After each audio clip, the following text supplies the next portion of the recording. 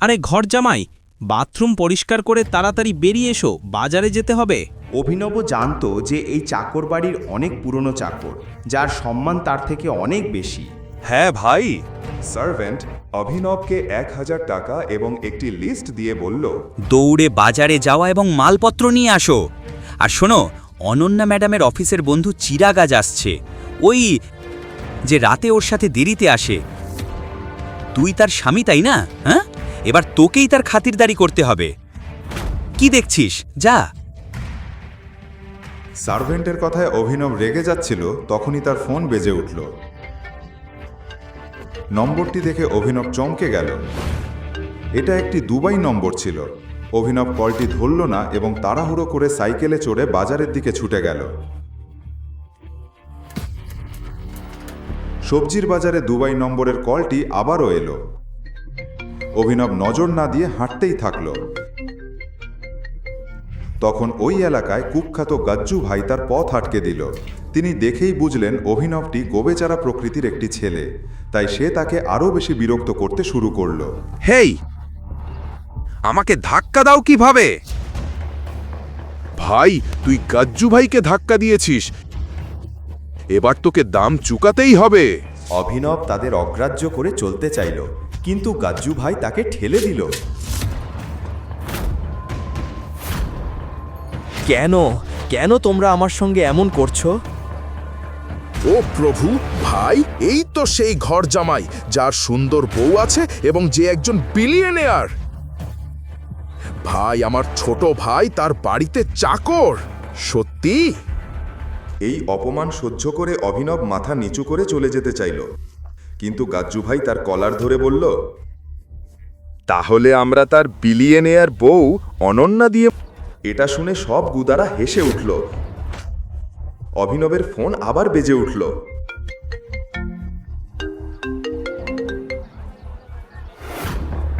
ওহ, এটা কি তোর বউয়ের ফোন? ওর মিষ্টি কণ্ঠ শুনতে দাও। তুমি আমাকে যা খুশি বলতে পারো, কিন্তু এই ফোনটা ধরিবে না। কোনো বিলম্ব না করে গাজ্জু ভাই ফোন তুলল। হ্যালো অনন্যা বেবি, বলো। কিন্তু অন্য প্রান্ত থেকে যে কথা শুনল তাতে গজ্জু ভাই কাঁপতে লাগলো এবং প্রচুর ঘাম ছাড়তে লাগলো। সে অভিনবের পায়ে পড়ে বলল, ক্ষমা করো আমাদের ভাই, আমি ভুল করে আপনাকে চিনতে ভুল করে ফেলেছি। ঠিক তখনই ধুলো উঠতে লাগলো এবং সবাই দেখল 3টি বড় দামি কালো গাড়ি গুন্ডাদের সামনে থেমে গেল।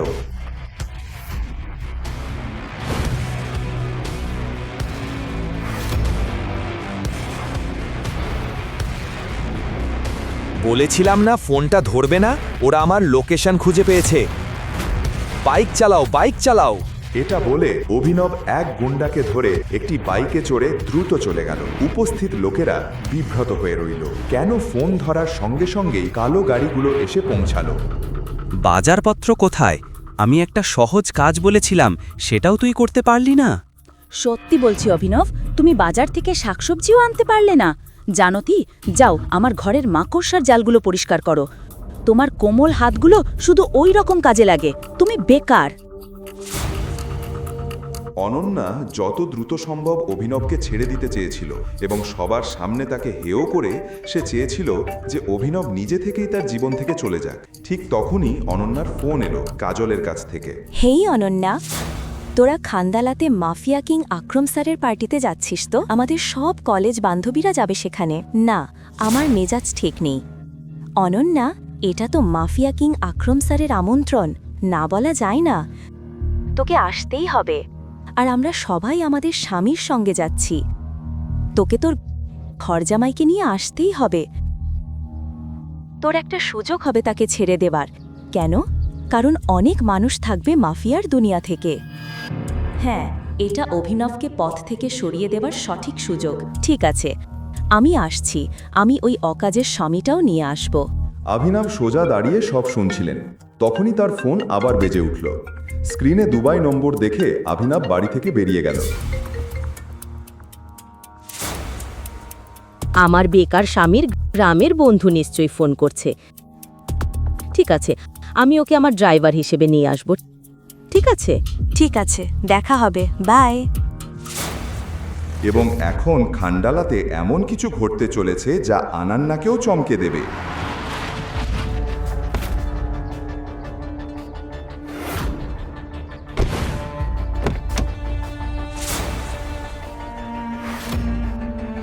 পরের দিন আনান্না অভিনবকে নিয়ে গাড়িতে করে খান্ডালা চলে এলো।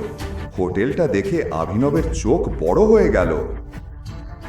তোমার পুরো পরিবারে হয়তো তুমিই একমাত্র যে এত বড় একটা হোটেলের মধ্যে পা রাখার সুযোগ পাচ্ছ। ঠিক তখনই অনন্যার কলেজের বেয়াদব ধনী বন্ধুবান্ধবরা সেখানে এসে হাজির হলো। তাদের মধ্যে রাজ নামের একটি অহংকারী ছেলেও ছিল, যে সবসময় অনন্যাকে ইমপ্রেস করার চেষ্টা করত। অনন্যা, এটা কি? তুই কি এই ট্রিপে স্বামীর বদলে নিজের চাকরটা এনেছিস? ওটা আমার স্বামী। কি? অভিনবের সাধারণ পোশাক দেখে অনন্যার বন্ধুগণ ও তাদের স্বামীরা মুখ বাঁকাচ্ছিল, কিন্তু তাদের ধারণা ছিল না কি ঘটতে চলেছে। তখনই হোটেল ম্যানেজার এসে বলল, এক্সকিউজ মি স্যার, আকরম স্যারের পার্টি সন্ধ্যায়, তাই এখন লাঞ্চ আর ড্রিঙ্কসের বিল আপনাদের তরফ থেকেই পে করতে হবে। ওয়েটার যখন মেনু কার্ড নিয়ে এলো, তখন আরিয়ান নামের একটি ছেলে অভিনবকে ফাঁদে ফেলতে ঘোষণা করে, হে সবাই, আজ বিলটা অভিনবই দেবে। আমি এমন কিছুই বলিনি। চল সবাই তালি দিই অভিনবের জন্য। এই চাকর যে মাসে ৬,০০০ টাকা করে পায়, আমাদের লক্ষের বিল দেবে। 1 মিনিটে কি হলো অভিনব বুঝতেই পারল না। আর অনন্যাও ভাবছিল, অভিনব এটা কি করলো? আমার কাছে আজকের বিল দেওয়ার মতো টাকা নেই, আর এই অভিনব তো একেবারেই গরিব। আর হ্যাঁ বন্ধুরা, অভিনব একটি শর্তও রেখেছে। যদি সে আজ বিল দিতে না পারে, তাহলে রাজ অনন্যাকে নিয়ে যাবে। কি? অভিনব, তুমি নিজের সীমানা বজায় রেখে দাও বিট। আমি তোমার জিনিস নই যাকে বাজি রাখা যায়। অনন্যা, আমার কথা শোনো, আমি তো কিছু। চুপ কর, চুপ কর। অভিনব অনন্যাকে বোঝাতে চাইল যে ওকে ফাঁদে ফেলা হচ্ছে। আরে আরে আরে, বাজি ধরা হয়ে গেলে পিছিয়ে যাওয়া যাবে না। কি হলো? টাকা শেষ হয়ে গেল? ওয়েটার! রাজ অভিনবকে কথা বলবার সুযোগ দিল না এবং হোটেলের সবচেয়ে দামি খাবার ও ড্রিঙ্ক অর্ডার করাতে লাগলো।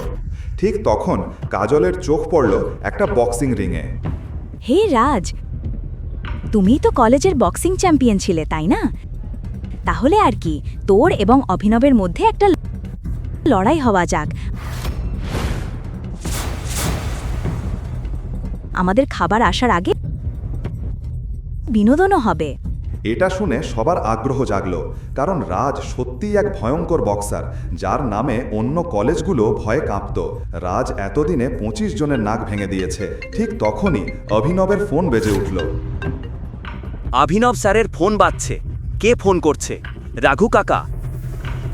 ওর বাড়ি থেকে নিশ্চয়ই বলছে, ওই অভিনব, তুই ঘর পরিষ্কার করে গেলি না তো? তাহলে কি বলছো? আমরা কি লড়াই করব? আজ আমরা জানবো অনন্যার জন্য কে সেরা, তুই না আমি।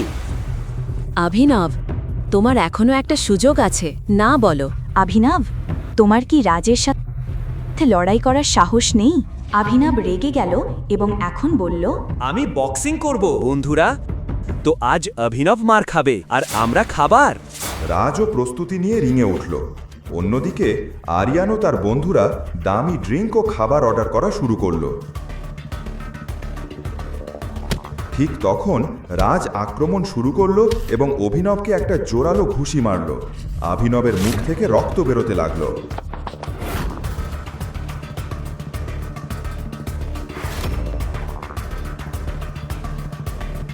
এরপর রাজ ক্রমাগতভাবে অভিনবকে ঘুষি মেরে চলল, তাকে হাত তুলবারও সুযোগ না দিল।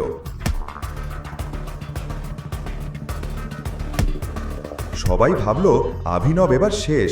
তখন হঠাৎ অভিনব লুটিয়ে পড়ল।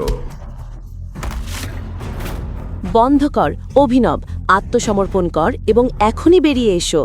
ঠিক যখন অনন্যা এটা বলল, রিংয়ের বাইরে রাখা অভিনবের ফোন বেজে উঠল।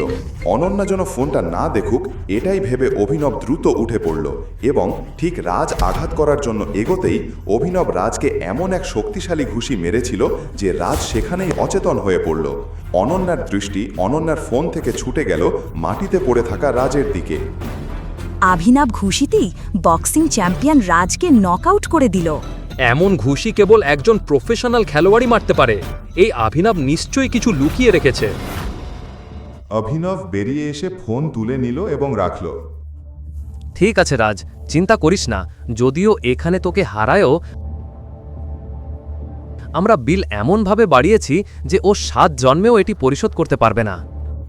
স্যার, এখানে আপনার বিল 5,40,000। কিছু না, আমাদের অভিনব স্যার এখানে আছে, উনি সবার বিল দেবেন। কিন্তু ওয়েটার অভিনবকে দেখে বিভ্রান্ত হয়ে গেল। তিনি ওর পোশাক দেখে ঠিকই বিচার করে ফেলেছিলেন। স্যার, অনুগ্রহ করে রিসেপশনে আসুন। সাবধানে দেখো যেন পালিয়ে না যায়। এখন সবাই ওয়েটারের দিকে তাকিয়ে রইল। অভিনব যদি বিল না দিতে পারে, রাজ আজ তার সব রাগ অনন্যার ওপরে বের করে দেবে। এই ভয়ে অনন্যা ঘামতে শুরু করলো। ওয়েটার যখন অভিনবের হাতে থাকা কার্ড নিল ও সোয়াইপ করলো, তার মুখের রং উঠে গেল। কি হয়েছে? অভিনবের কার্ডে কোনো ব্যালেন্স নেই, কোনো টাকা নেই? যদি তার কার্ডে টাকা না থাকে তাহলে বলো, ও সম্মানের কথা চিন্তা করো না। অনন্যার মুখে রং ঘুচে যাচ্ছিল, কারণ যদি অভিনব বিলে টাকা না দিতে পারে, রাজ আর ছেড়ে দেবে না।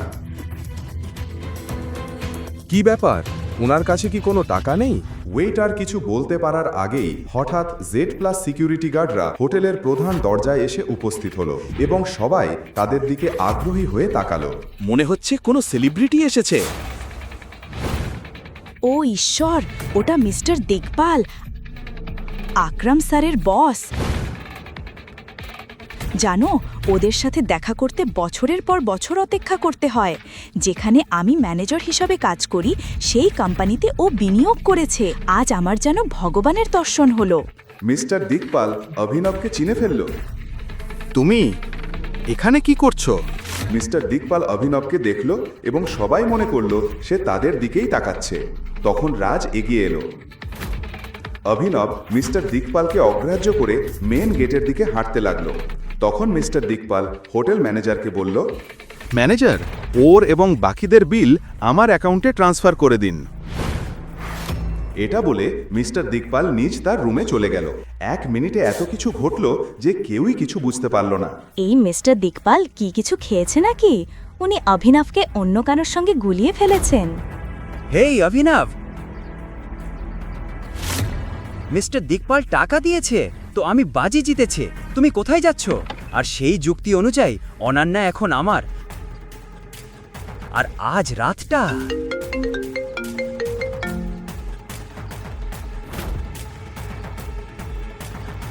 দেখো রাজ, ফোনটা দাও আমাকে। তখন রাজ অভিনবকে বক্সিংয়ের বদলা নেওয়ার জন্য বলল, কোন বড় সুপারস্টারের কল এটা? বারবার বাজছে। ফোনটা রিসিভ করে দেখা যাক। দেখ, তোর সব রাগ আমার ওপরে। দেখা কিন্তু ফোনটা ধরিস না। রাজ এটা চ্যালেঞ্জ হিসাবে নিয়ে ফোনটা ধরল। রাজ ফোনটা স্পিকার করে দিল এবং অন্য প্রান্ত থেকে একটা কণ্ঠ বলল, বস, আমরা আপনার লোকেশন পেয়ে গেছি। আমরা আপনাকে আনতে আসছি। কিছু গুরুত্বপূর্ণ আছে।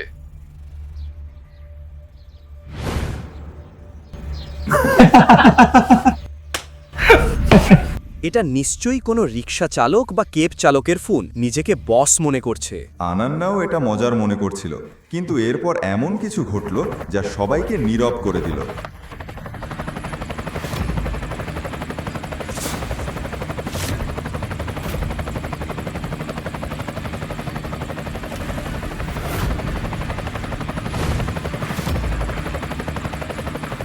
আরে, ওটা তো কোটি টাকার হেলিকপ্টার। অভিনবের ট্যাক্সি কোথায়? এরপর অভিনব ফোনে কিছু বলল আর হেলিকপ্টারটা উড়ে গেল সেখান থেকে। ঠিক সেই সময় একটা ট্যাক্সি এসে অভিনবের সামনে দাঁড়ালো।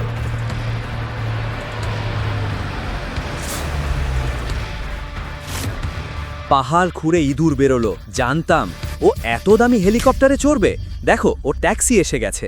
কিন্তু দুবাই থেকে বারবার ফোন আসা, এই দামি গাড়িগুলো আর হেলিকপ্টার সবকিছু একটা এমন গোপন সত্য ফাঁস করতে চলেছে যাতে আপনার গা শিউরে উঠবে। অভিনব তাড়াতাড়ি ট্যাক্সিতে উঠে চলে গেল। ঠিক তখনই রাজ আর বাকিদের মনে অভিনবকে নিয়ে সন্দেহ জাগলো। বন্ধুরা, কেউ জানে ও কোথায় গেল? নিজের বউকে খান্ডালাতে রেখে ও কার সঙ্গে দেখা করতে গেল?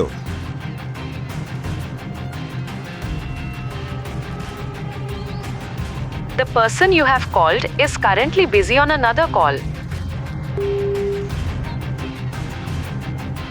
তুমি এমন সাহস করলে অভিনব, আমায় না বলে কোথায় গেলে? অনন্যা, তুমি কোনোদিন খোঁজ নাওনি তোমার অকর্মা স্বামী কার সঙ্গে কথা বলে? চলো অভিনবের পর্দা ফাঁস করা যাক। আজই ওকে হাতে নাতে ধরব।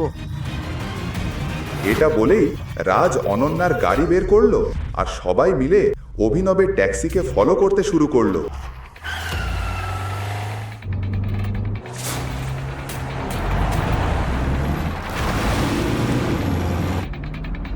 রাজ, তাড়াতাড়ি যাও। অভিনব, আজ তোকে ফাঁস করব। কোথায় যাস আর কি কীর্তি করিস সব বের করে ফেলবো। রাজ আর সবাই চিন্তায় ছিল যে অভিনব কোথায় যাবে আর কিভাবে ওকে ফাঁস করবে আর ঠাট্টা করবে। কিন্তু তারা জানতো না আজ অভিনবের এমন পরিচয় তাদের সামনে ফাঁস হতে চলেছে যা তারা স্বপ্নেও ভাবতে পারেনি। অভিনব কি গরিব ছেলে যে শুধু গালাগাল খাওয়ার জন্যই জামাই হয়ে এসেছে, নাকি অন্য কিছু? কোথাও যেও না, সব গোপন ফাঁস হতে চলেছে। আরে থামো থামো! পুলিশ হঠাৎ চেকপোস্টে অভিনবের ট্যাক্সিটা থামাল। রাজ নিজের গাড়িটা একটু দূরে থামিয়ে সব দেখতে লাগলো।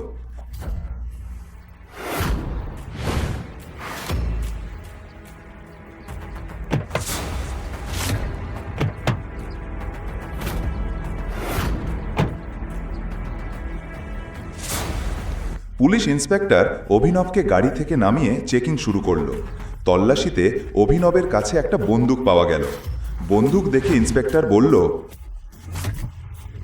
এটা কি? এই বন্দুক কোথা থেকে এলো? লাইসেন্স কোথায়? অভিনবের কাছে বন্দুক? যে লোকটা নিজের চাকরের কাছ থেকেও গাল খায়, পুরনো গাড়িতে পেট্রোল ভরতে 500 টাকা ধার নেয়, ওর কাছে বন্দুক এলো কোথা থেকে? তবে কি আমি অভিনবের আসল সত্যটা জানিই না? বন্ধুরা, এই অভিনব একটা অপরাধী। এখন দেখো পুলিশ কিভাবে ওর কাছ থেকে সত্য বের করে। আমি শুধু কমিশনারের সামনে মুখ খুলব। তাই নাকি? দেখো দেখো, পুলিশ কমিশনারকে চাই ওর।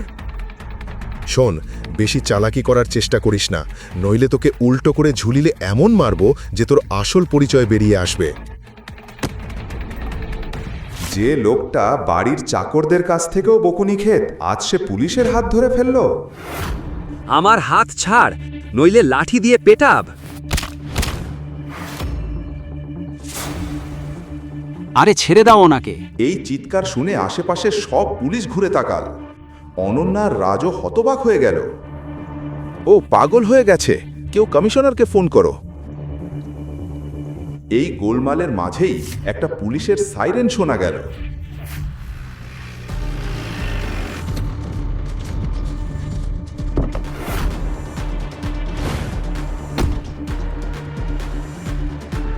এ কি নাটক হচ্ছে এখানে? স্যার,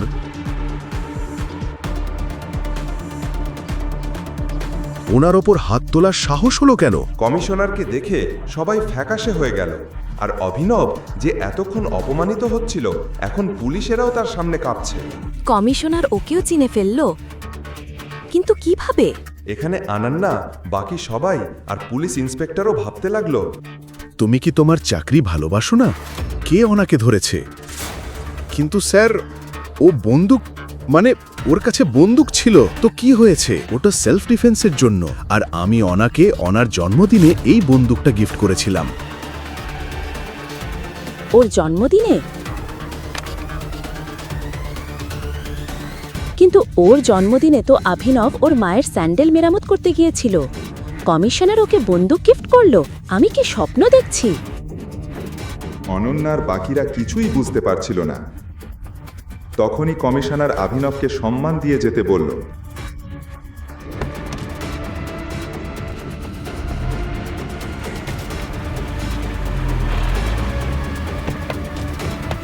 কিন্তু রাজ গাড়ি নিয়ে অভিনবের পিছু নিতেই পুলিশ ইন্সপেক্টর ওদের থামালো। এত তাড়াতাড়ি করে কোথায় যাচ্ছ? এই মেয়েগুলো কারা? সবাই নামো, এসো।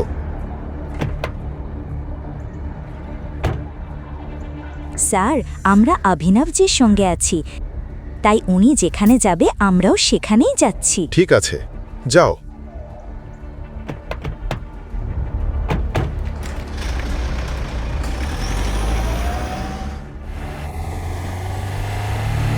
ওরা অভিনবের ট্যাক্সিকে ফলো করতে থাকলো।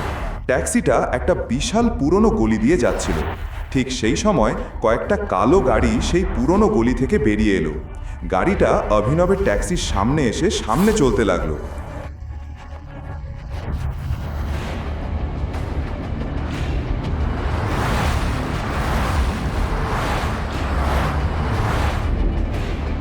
তারপর আরও 3টে কালো গাড়ি অভিনবের ট্যাক্সির সঙ্গে সঙ্গে চলতে লাগলো।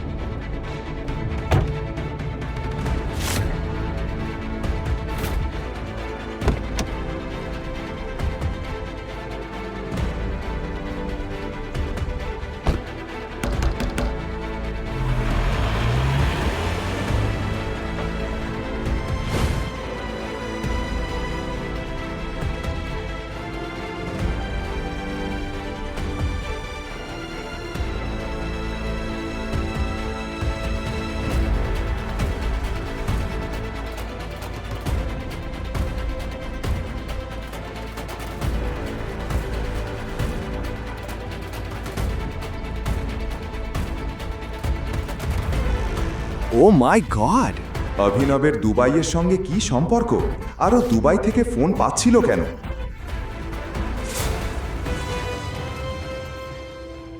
গরিব ডেলিভারি বয় অভিনবের প্রেমিকা ওকে ছেড়ে একটা ধনী লোকের জন্য চলে গিয়েছিল। তারপর কি হয়েছিল?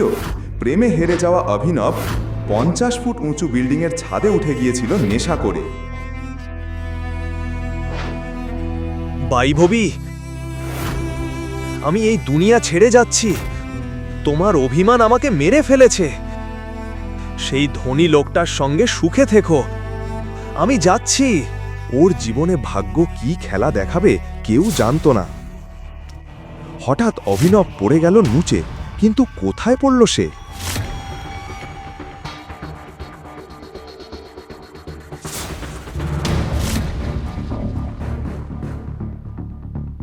এটা কি? ও ঈশ্বর, আমি এখানে কিভাবে এলাম? হ্যাঁ, ছাদ থেকে পড়ে অভিনব পৌঁছে যায় শহরের সবচেয়ে সুন্দর ও ধনী মেয়ে অনন্যার বেডে, যে ওই সময় শান্তিতে ঘুমিয়েছিল। সে ঘুম থেকে উঠতেই জিজ্ঞেস করল, তুমি কে এবং আমার বেডে তুমি কি করছো? আমি জানি না কোথা থেকে এলাম। কিছুই বোঝা যাচ্ছে না। আমার মনে হচ্ছে আমি স্বপ্ন দেখছি।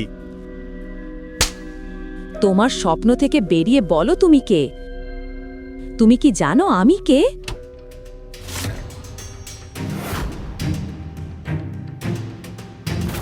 ও ঈশ্বর, এসব কি দিদি? এই ভিখারিটা তোমার বেডরুমে কি করছে? ও, বুঝতে পেরেছি। সানি, তুমি এখানে কি করছো?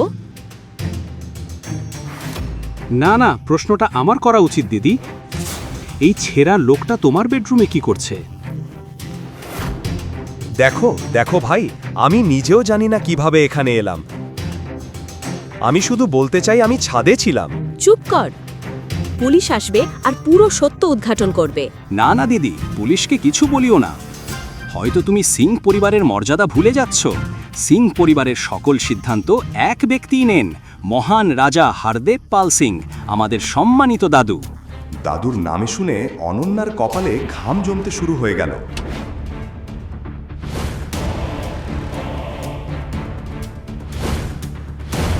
অনন্যা, হারদেব পাল সিং কেবল শহরের একজন পরিচিত ধনী মানুষ নন, তিনি ছিলেন বেশ রক্ষণশীল ও কঠোর মানুষ, পুরনো ব্যবস্থার চিন্তার অধিকারী। তিনি স্যুট পরা মানুষ, কিন্তু মানসিকতা ছিল 500 বছর পুরনো। অনায়াসে অনন্যা ভয়ে কাঁপতে লাগলো। দাদু ফিরে এলে কি হবে সে ভাবতে লাগলো। অনন্যা, বের হও। দাদুর উচ্চ কণ্ঠ শুনে অনন্যা হতবাক হয়ে দাঁড়িয়ে গেল। দাদু, সে বুঝতে পারল হয়তো দাদু সব জানতে পেরে গেছেন, কিন্তু কিভাবে? আর কতক্ষণ তুই এই ভিকরিটার সঙ্গে পড়ে থাকবি? উঠ, দাদু তোকে দেখার অপেক্ষায় আছেন।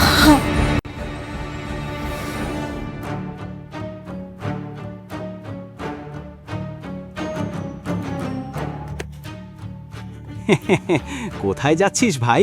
বড়রা ঠিকই বলেন, অ্যালকোহল স্বাস্থ্যের জন্য ক্ষতিকর। এখন দেখো,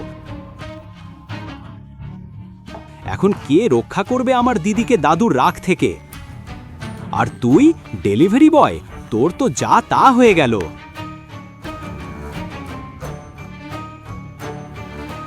এটা শুনে অভিনব বুঝল সানি হয়তো সবকিছু করেছে। ছাদ থেকে পড়ে হয়তো অভিনব অচেতন হয়ে গিয়েছিল এবং সানি তাকে সেই অবস্থায় এখানে নিয়ে এসেছে। কিন্তু এখন অভিনবের মনের মধ্যে অন্য প্রশ্নগুলো ঘুরছিল। একজন ভাই তার বোনের সঙ্গে এমনটা করতে পারে? সে কি সত্যিই ওর ভাই? এই প্রশ্নগুলো অভিনবের মাথায় ঘুরে বেড়াচ্ছিল। এদিকে হারদেব পাল সিং একটি বড় সমস্যা বয়ে এনেছে। তোমার এত বড় সাহস? বিয়ের আগেই কোনো ছেলের সাথে সম্পর্ক রাখো?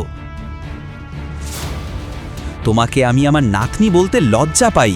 দাদু, বিশ্বাস করুন, আমি জানি না এই ছেলেটাকে। মিথ্যা বলো না, আমি সব জানি, বুঝেছ? সব তোমার মা বাবার ভুল। তোকে পড়াশোনা শেখালাম, বিজনেসও করতে দিলাম, আর তুই একটা রাস্তার ছেলেকে ঘরে নিয়ে এলি। হারদেব পাল অভিনবের হাতে একটি জিনিস দেখে চমকে গেলেন।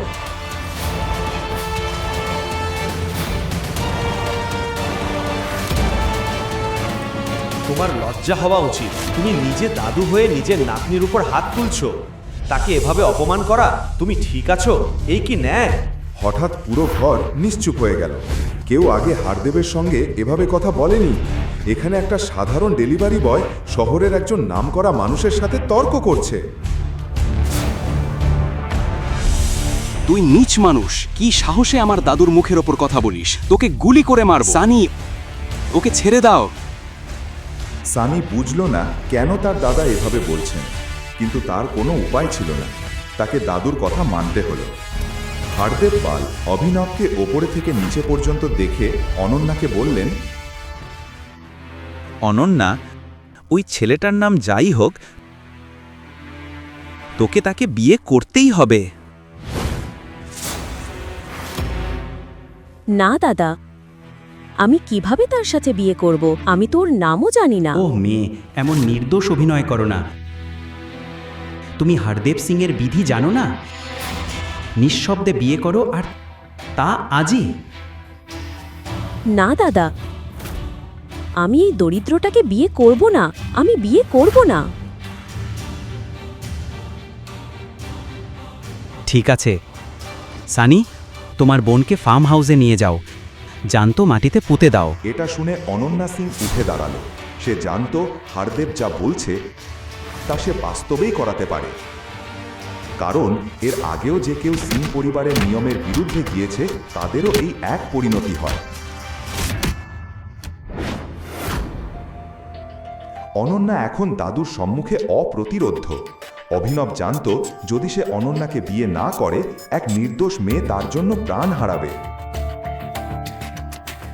তারপর আর কি, 1 ঘন্টার মধ্যেই ওই একই হলে অনন্যা ও অভিনব বিয়ে হয়ে গেল। তাদের বিয়ের প্রথম রাতে অনন্যার মাথায় কেবল একটি চিন্তা ছিল। তোমার নাম কি? অভিনব, কিন্তু আমার বাবার আদর করে ডাকেন। সে যাই হোক না কেন, আমার জানার দরকার নেই। আর একটি কথা ভালো করে শোনো, এই বিয়ে বিয়ে নয়, এটা জবরদস্তি। আমরা হয়তো স্বামী স্ত্রী, কিন্তু এই ঘরে আমাদের সম্পর্ক দুজন অপরিচিতদের মতোই।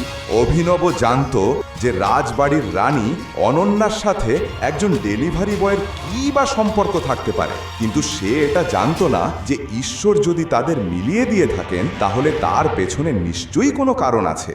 আজ আমার বন্ধু আকরামের জন্মদিনের পার্টি, আর অনন্যা তুমি আমাদের নতুন জামাইকে সঙ্গে নিয়ে যাবে। অনন্যা পার্টিতে যেতে চাইছিল না, কিন্তু দাদুর আদেশ অমান্য করা তার পক্ষে সম্ভব ছিল না। অনন্যার সাথে অভিনবকে যেতে বাধ্য করা হলো, কিন্তু সেখানে গিয়ে সে এমন একজনের মুখোমুখি হলো যা তাকে একেবারে অবাক করে দিল। বৈভবী, তুমি এখানে? হ্যাঁ, অভিনবের সামনে দাঁড়িয়ে ছিল তার প্রাক্তন প্রেমিকা বৈভবী, যার থেকে অভিনব ভালোবাসায় বিশ্বাসঘাতকতা পেয়ে ছাদে উঠেছিল। কিছুদিন আগেই শহরের নামকরা ধনী দেবান তার প্রেমে পড়ে যায়, আর বৈভবী অভিনবের সাথে সম্পর্ক ভেঙে দেয়। দেবান দেখল অভিনব বৈভবীর সাথে কথা বলছে, তাকে দেখেই বলল, বেবি, এই হতচ্ছাড়াটা কে? এ তো সেই ডেলিভারি বয়টা না, যে তোমার জন্য ছাদ থেকে ঝাঁপ দিয়েছিল? হ্যাঁ বেবি, এ তো সেই আজকের দেবদাস। মনে হয় ডেলিভারি দিতে এখানে এসেছে, তাই না? এদিকে সানি সেখানে এসে পৌঁছাল যে আগে থেকেই পার্টিতে ছিল। কি খবর জামাই বাবু, এখানে পিৎজা ডেলিভারি করতে এসেছো নাকি? জামাই বাবু, তোমাকে দেখে তো গরিব ঘরের ছেলে মনে হয়, কিন্তু এতটা গরিব যে ডেলিভারি বয় হয়ে গেছো। ছি ছি ছি জামাই বাবু। সানি, তুমি এই ছেলেকে জামাইবাবু কেন বলছো? কি বলছো এসব? হ্যাঁ, আমি এটাই বলতে চাইছি যে আমার বোনের বিয়ে এই ছেলেটার সাথেই হয়েছে। ও আমার বোনের স্বামী, ও আমার বোনের আদরের মিষ্টি ভালোবাসার স্বামী। এই কথা শুনে পার্টির সবাই চমকে গেল, কিন্তু সবচেয়ে বেশি অবাক হলো অন্যান্যার প্রাক্তন প্রেমিক চিরাগ। না অনন্যা, তুমি এটা করতে পারো না। আমি এত বড় লোক, আর তুমি কি না এই ভিখারিটাকে বিয়ে করলে? তোমার এমন কি হলো যে তুমি এই ভিখারিটাকে বিয়ে করলে? দাঁড়াও চিরাগ, আমিই বলছি আমার আদরের বোন কেন ওকে বিয়ে করেছে। এরপর সানি নাটকীয়ভাবে সেখানে উপস্থিত সবার সামনে সেই অদ্ভুত বিয়ের গল্পটা বলতে শুরু করলো। কিভাবে অভিনবকে অনন্যার বিছানায় পাওয়া গিয়েছিল, কিভাবে দাদু তাদের বিয়ের আদেশ দিয়েছিলেন। সব শুনে সবাই চুপ হয়ে গেল, সবাই চলে যাচ্ছিল। অনন্যার চোখে জল এসে গেল, সে কাঁদতে কাঁদতে দৌড়ে সেখান থেকে চলে গেল। অভিনব অনন্যার পেছন পেছন বেরোতে যাচ্ছিল, কিন্তু সানি তাকে আটকে দিল। সে অভিনবের হাত ধরল। আরে জামাই বাবু, কোথায় যাচ্ছ? তুমি তো আমাদের গর্ব। এসো এসো জামাই বাবু, তোমার জন্য এই চেয়ারটা বিশেষভাবে বানানো হয়েছে। এই বলে সানি অভিনবকে সুন্দর কিন্তু বিপজ্জনক দেখতে একটা চেয়ারে বসার জন্য ইশারা করল। আরে সানি, পাগল নাকি? ও এই চেয়ারে বসতে পারে না। তুই তো জানিস এটা কার চেয়ার, তাই না? তুই চুপ কর দেবান, আমার জামাই বাবুকে কিভাবে সম্মান জানাতে হয় সেটা আমি জানি। হ্যাঁ, ও যেই হোক না কেন আমাদের বন্ধু সানির জামাইবাবু, তো ওকে তো সম্মান দেখাতেই হবে, তাই না? অবশ্যই দেখাতে হবে, কেন দেখাবো না? চিরাগের কথা শুনে দেবান ব্যাপারটা বুঝলো। সানি মনে মনে অভিনবকে শেষ করে দেওয়ার ফোন দিয়ে আটলো। এবার এই ডেলিভারি বয়টা নিজের আসল জায়গাটা বুঝতে পারবে। এসো, তোমাকে তোমার হট সিটে বসাই। এটা তোমার জন্যই বানানো, এবার বসো। আরে জামাই বাবু, দয়া করে বসো। অভিনব চেয়ারে বসার সাথে সাথেই খুব জোরে একটা অ্যালার্ম বাজতে শুরু করলো।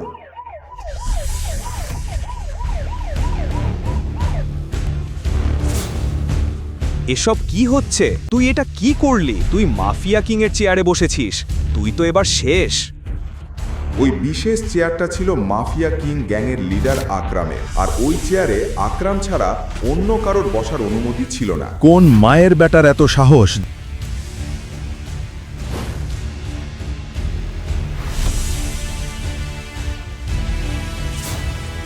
যে মাফিয়া কিং এর চেয়ারে বসেছে? স্যুট বুট পরা, হাতে দামি সিগার নিয়ে স্বয়ং আকরাম এসে হাজির হলো।